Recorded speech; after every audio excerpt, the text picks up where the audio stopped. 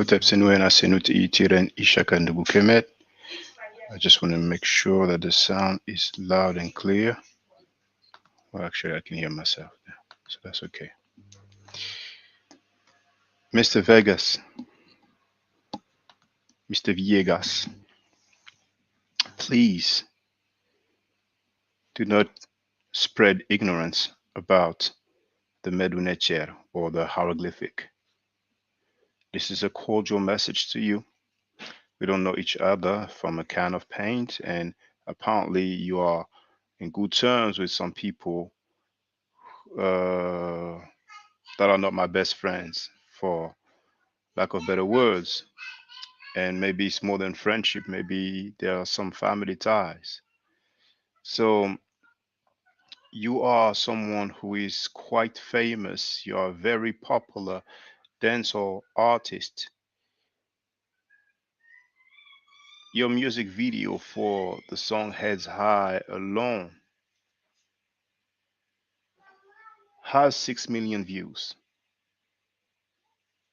So that video alone has more views than so many so-called conscious community channels. I have seen you engaging in discussion, and even one time it was a debate with some pastor. You hold some unorthodox views about Christianity, and it is quite courageous and it's admirable, because most of the time artists, singers in particular, do not engage in political or religious issues. Now, first I'm going to play the excerpt that made me decide to make this video, and then I will make some commentary. But it is a cordial message. Respect. I'm not dissing you. I'm not disrespecting you. So let me just share.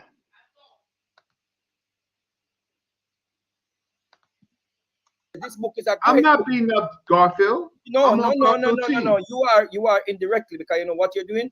You're using him to fight a battle that you should go and fight with Jabari. Oh no, this is Garfield. Garfield got no, the because Garfield rate you. And what Garfield is doing is learning from you, talking about you're reading the Medu Netcher. You're not reading nothing. You're not reading no Medu Netcher. Nobody can read symbols that people put forward years ago, and those things over time. People but the Europeans can read it, Mr. Vegas. The Europeans, them cannot read anything. It's lies. Lies, brother, lies. Okay. Nobody can read symbols. If me and you here right now, brother, if me and you here right now, and we draw two eyes, and we draw a nose, and we draw a mouth, nobody knows what we are talking about. All we can say, that is an eye, that is a nose, that is a mouth. We cannot say, oh, he's saying the mouth. Mr. Vegas, they can read, so they can't read Akkadian. Nobody can't read symbols from back in them times. All lies, brother. Lies. Okay. Nobody can read nothing. There was no vowels for anybody to read anything. Where were the vowels? So people read Hebrew? Read Hebrew. Hebrew is a sacred language. Make up that too. It's sacred. Make up. Arabic. Make up sacred, not language. I say some sacred, whatever they want to call it. Some sacred sticks. Okay. Some sacred something when they put together. And the original Hebrews, they said that language is unspoken. So this new thing that Uh, what the man them come with when they created them, they created the Israelite Mr. movement. Vegas, I know that. Listen, Okay, so we've all heard it. So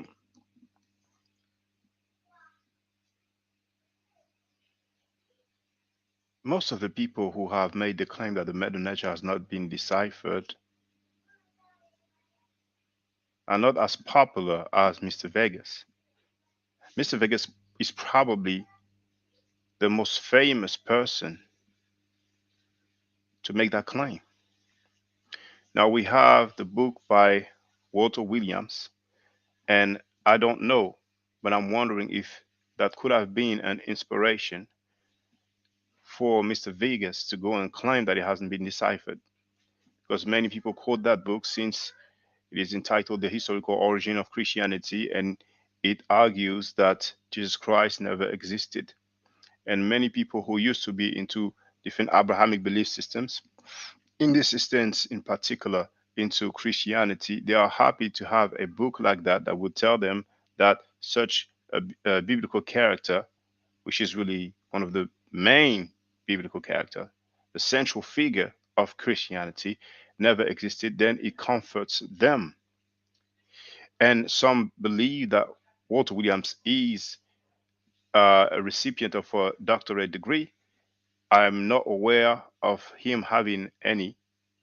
I might be wrong, and if I'm wrong, somebody will direct me to his credentials.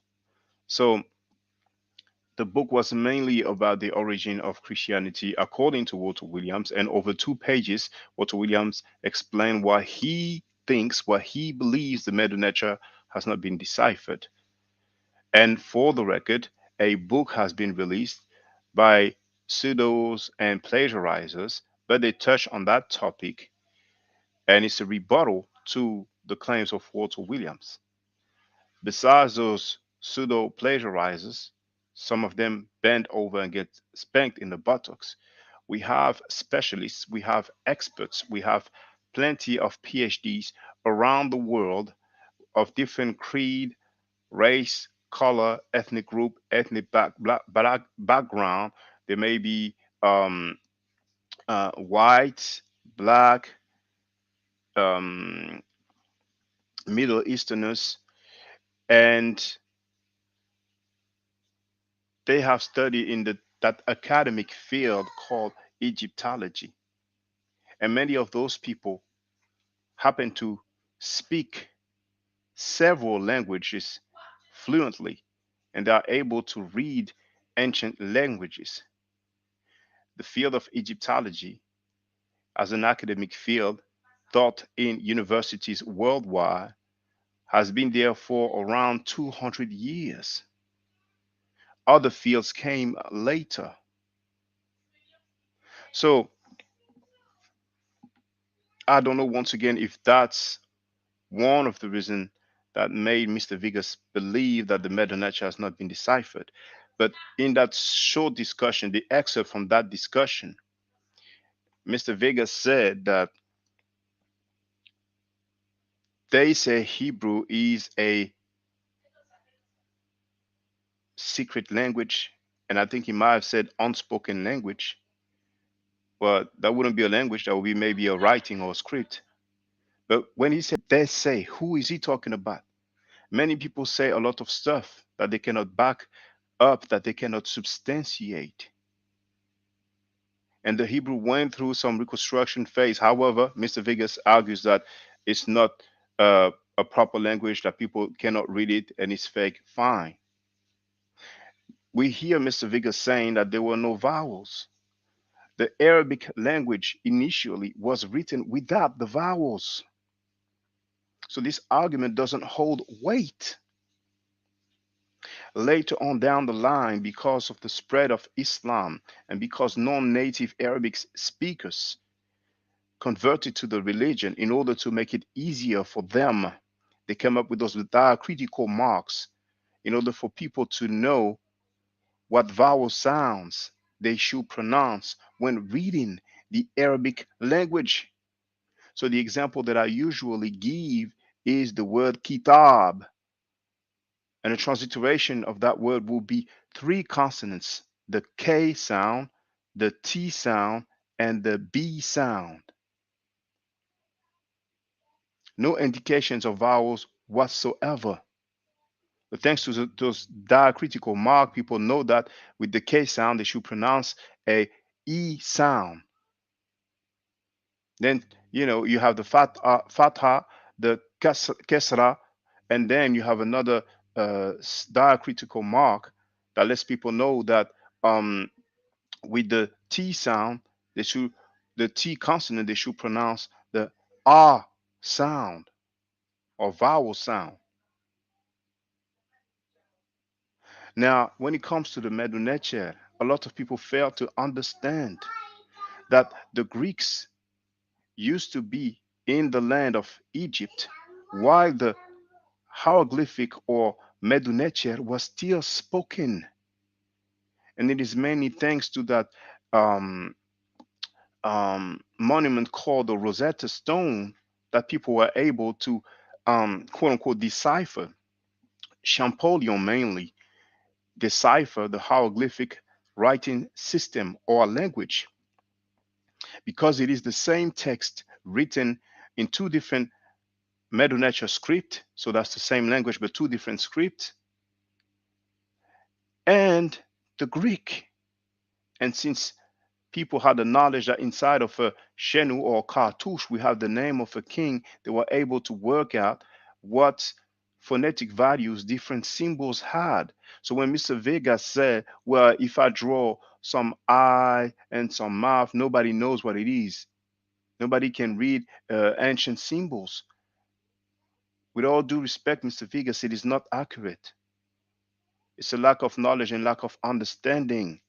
So I encourage you to speak. If you don't want to deal with anybody from the so-called conscious community, then please, if you ever have the time and the interest, try to speak with an Egyptologist. And who knows, it might be an idea. You might happen to film the conversation and ask questions about the Medu Netcher, and I think it will be helpful for you and for the people in general. Because if you don't believe that it has been deciphered, then that's one thing. It's difficult to make people change their minds, but at least try to listen to the opposite, to the opposite sides. Try to listen to the other views. Why do we have people that studied for about 10 years uh, get in order to earn a PhD, a doctorate degree, 10 years, and they haven't figured out what you are saying? How is it that all those scholars, those academics worldwide, study for all these years, and some of them um, earn many different other degrees and certificates after their PhDs, and they engage in each other's in academic journals? How come they haven't figured out what you have claimed? So, with the Rosetta Stone alone, we have names of Greek rulers written. We have other artifacts where names of Greek rulers were written, and that's why we know that those uniliterals do have phonetic values, and those different sounds put together and their phonetic values will spell out some words. And one funny thing, Mr. Vegas, let me see who left a comment. Now we have Rabbit Toy who asked, what time is it out there? 10 hours ahead, or 9 or 8? Well, in 3 minutes, it will be 12 o'clock lunchtime in France, where I am currently. I have tagged Mr. Vegas on Twitter. He probably receives many messages, so I don't know if he will have the time or if he would care to look at a message from someone that he doesn't know. But if anybody happens to know Mr. Vegas, then please share the link to this video so he can have a look. Because Mr. Vegas, there's one thing that you might not be aware of, and I will show you.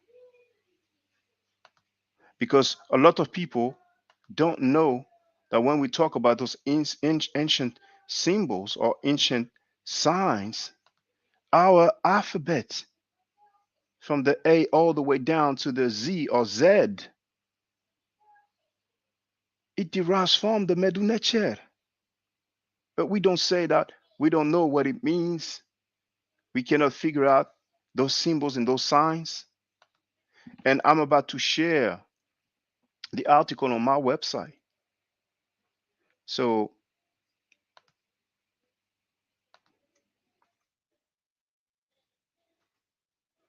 I'm typing in the chat Medu Netcher, origin of the Greek and Latin alphabet. And I'm not the one saying that. Scholars say that. So here we have different symbols, and this book comes from, this picture is taken from Anthony Browder's book called Nile Valley Civilization. I'm sorry. Um, I think it's Nile Valley. Well, the title is written, but I think it's Nile Valley Contributions to Civilization. Indeed, Nile Valley Contributions to Civilization, page 170 and 171. I read that book in 2000,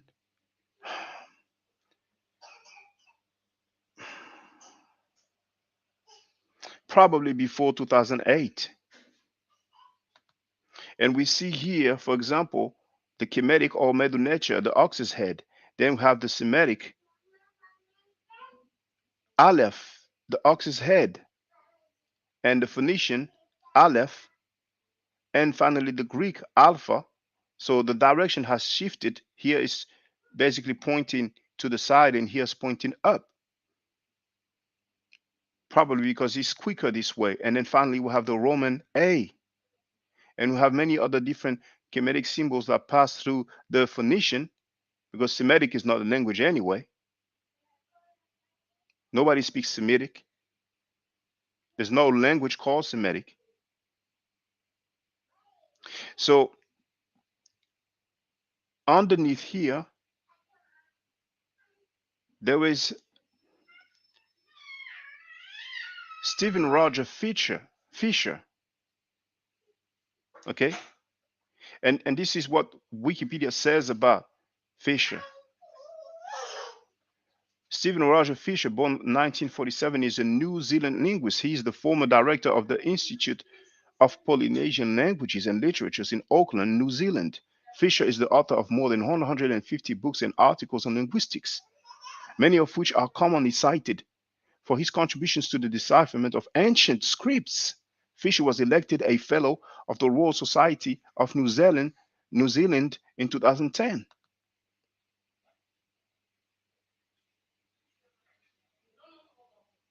So we can say that it's safe to say that he has some credential.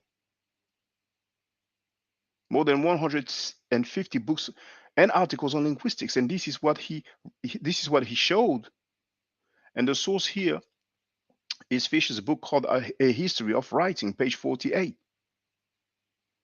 And here we can see once again the Egyptian ox's head, because some people might label Anthony Browder as Afrocentric, because many people use that as a negative, as if as long as someone is African centered, then he is inaccurate. And many people are trying to do that with Diop, when Diop was a scientist, a historian, some would argue a linguist, and a physician. So the ox's head and Proto-Sinaitic, and I prefer that. This is more precise. Proto-Sinaitic is slightly more precise than Semitic, but still not a language, you know? So if people want to say Canaanite dialect, it's on them. But anyway, that's just a detail. Then we have the Phoenician, then the early Greek, then the Greek, and finally the Latin. The Egyptian petroglyph. and so on. You see, the hand, the Medu Netcher glyph for the for the hand, the Medu Netcher glyph, which is the ripple of water, the cobra, the eye, the head tap, those two planks or two reed leaves, or which stands for Imi most of the time, and that symbol here. And I have a breakdown with the Coptic, but I don't want to be too long. So it says ancient Egyptian hieroglyphs live on in a transmuted fashion in our own half alphabet. This is Fisher speaking, and he also said Egyptian writing influenced the Meroitic script of Meroe in the Sudan, dating from circa 250 BC. And it's important to know that because some people talk about, Meroitic script and all that like if it's like, 5000 BC. And also supplied the forms for the earliest identified consonantal alphabet circa 2200 BC that generated the various Semitic proto-alphabets of the Sinai and Levant. The later became in time the Latin alphabet we use today. The world's depth to the Nile is immense. It is no coincidence that our method of writing at the beginning of the third millennium AD is not too different from that of Egyptian scribes of the third millennium BC. Though the idea of complete writing may have arisen in Sumer, the way we write and even some of our signs, which we call letters, are the ultimate descendants of ancient Egyptian founders. And we have illustration 28, which is the one we've seen at the bottom. So our letters, our signs, our symbols that we call letter, ultimately are the ultimate descendants of ancient Egyptian founders. So you saying that the Medu Netcher has not been deciphered and people cannot read the Medu Netcher is as erroneous as saying that we cannot read our letters, our alphabet, the Roman or Latin alphabet. And besides, to take it further, because many people love to claim that because there's no vowels written in the Medu Netcher, and many of them don't know that in some instances we do have vowel sounds in the Medu Netcher, like the ah sound and the glottal ah, the ain that we have in the Arabic language, for example. Oo sound, e sound. Many people don't know that. They think it's just consonants. Mainly, we have consonants, but in some cases, we do have vowel sounds. We have the Coptic language. Those people are still alive today. They are a community that use that language. And the Coptic is the latest phase or the latest stage of the Medu Netcher. And many comparisons have been made over the years. Scholars are well aware of that, but the majority of people don't know that. And many words from the Medu Netcher, we find them in the Coptic language only with some slight variation and alteration, which can be compared to the different variations and alteration that we have from the Old English to uh, 2022's English or vernacular. Shakespeare's English is not the same that we speak today, but it is still the same language. Just like the King James Version of the Bible, that vernacular is no longer in use today, but we still understand it. So it's important for everybody to know these things. So please, Mr. Vegas, with all due respect, this is no disrespect to you. Please try to have a little bit more information and insight, and please feel free to consult some specialists, meaning some PhD, some doctorate, some Egyptologists. And I'm sure that some of them will be more than happy to speak to you, who is once again a very popular artist. You are known worldwide. I'm sure they will be very happy to have this discussion with you. So at least you had that conversation and you have more insight, and then you can do whatever you want. But right now, I'm sorry to say, but by saying what you have said, you are spreading ignorance about the Medu Netcher. You are spreading ignorance to our people, and you are too famous to make erroneous statements like that. So I'm trying to look up. You can definitely be on point and be more accurate, and it will be very helpful for our people and every other people as well. But amongst the black conscious community or black community period, we have a lot of pseudos. We have so many people who be saying and claiming things that are straight wrong and inaccurate and erroneous. And we don't need someone like you who is very popular to um, also spread some inaccurate statements. Now here, another scholar.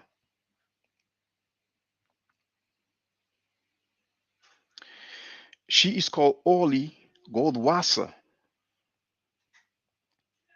Now, the Hebrew University of Jerusalem, and you have the link of that university by clicking where my cursor is. And at the beginning of the quote or the paragraph, where it says here, the article, you have the link to the article. So before I go through the chart, it says this chart is from the article, How the Alphabet Was Born from Hieroglyphs by Orly Goldwasser, Biblical Archaeology Review 36 is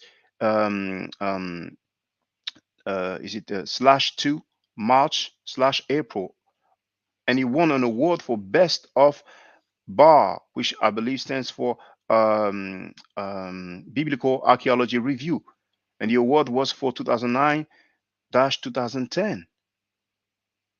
So that's the source of the article, and this is the credentials of Professor Orly Goldwasser. She's the head of the Department of Egyptology, Ancient Near Eastern Languages and Cultures. She's a full professor at the Institute of Archaeology. She is an Egyptologist and researcher of ancient Egypt and a honorary professor at Göttingen University in Germany. And what do we have here? An evolving alphabet. We have hieroglyphic or Medu Netcher, Proto-Sinaitic, and then we have Phoenician and Paleo Hebrew. It's really Phoenician, but they like to say Paleo Hebrew, but that's fine. She's more qualified than me. Early Greek, then Latin. And here we have the modern Hebrew. So the Hebrew at one point was nearly a dead language. Then he went through some reconstruction using a lot of the Yiddish language. So you alleging that the Hebrew is not a language that can be spoken, what about all those people worldwide who speak Hebrew?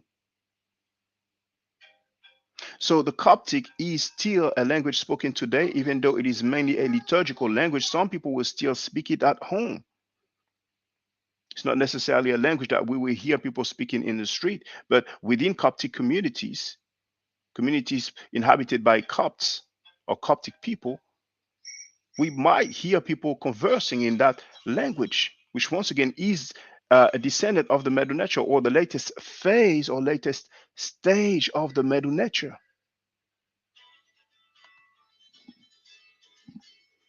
So I don't want to make this too long. I think that I've made my point.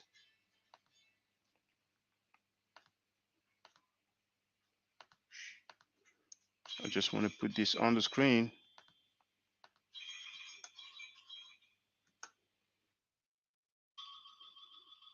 Vegas,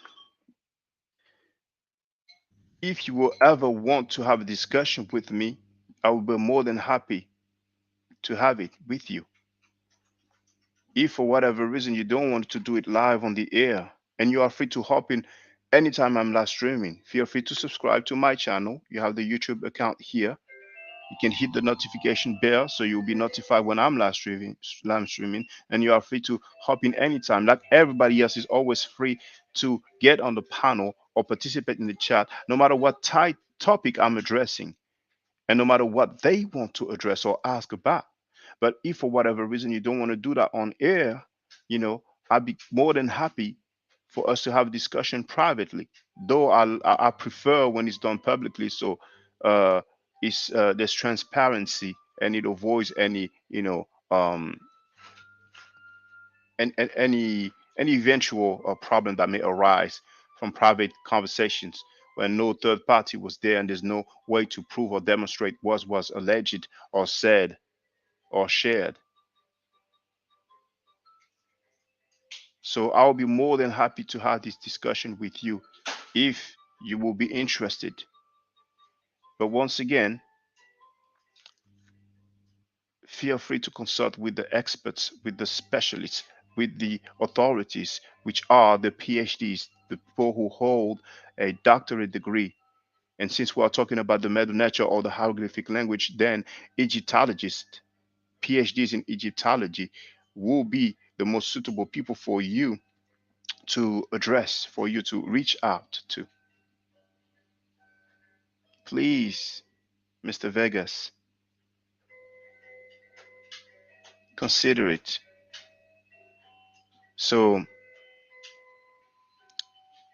everybody stay safe, stay healthy. And for those who don't know, I've been giving Medu Netcher lessons for quite some time. I have studied the hieroglyphic or Medu Netcher for many years. I'm quite knowledgeable about it. So I really know what I am talking about. This is my lane. So you will actually hear some testimonials from people who have been taking my classes. Stay safe, stay healthy, and if I am allowed to by the Necheru, I will definitely holler back at you.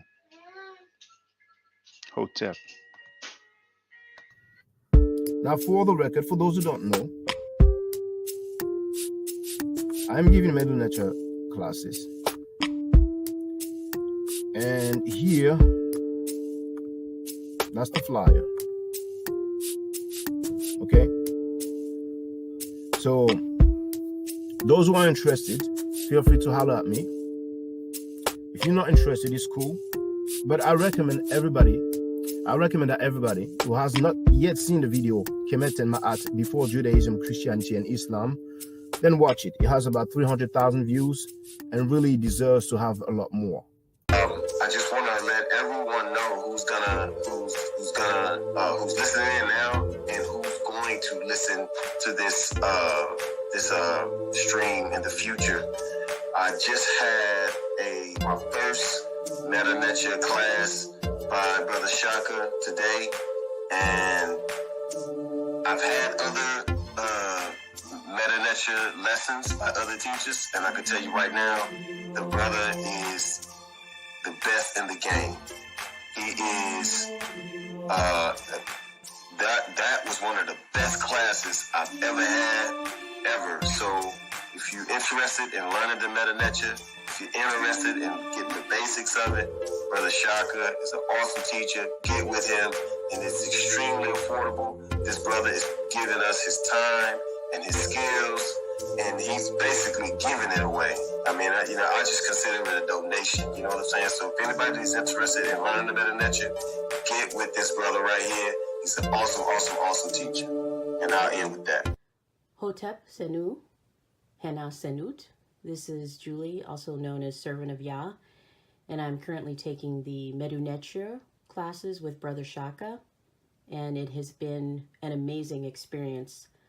Only 2 lessons so far, and I feel like I've been taking the classes for months, just with the how in depth he goes into the vocabulary words, the construction of the language, the grammar.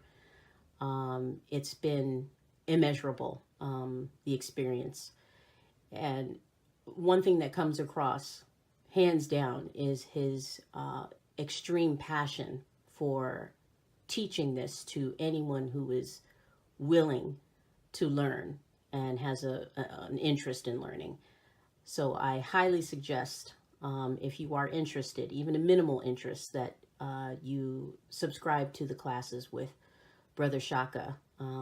It's such a nominal amount for how much you get. I know, like, our last class was over 2.5 hours. It felt like 2 minutes, but because that's how, involved you are in what he's teaching and how he teaches and how compassionate he is about what he teaches.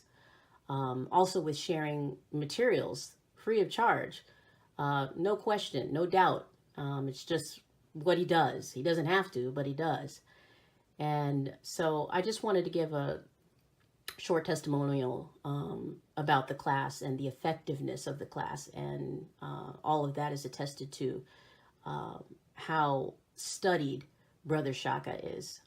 So I highly recommend anyone with a minimal interest that you do sign up for the Medu Netcher class. Hotep. Don't forget to subscribe to my channel, which is Ma'at Forever. Don't forget to watch the video entitled Kemet and Ma'at.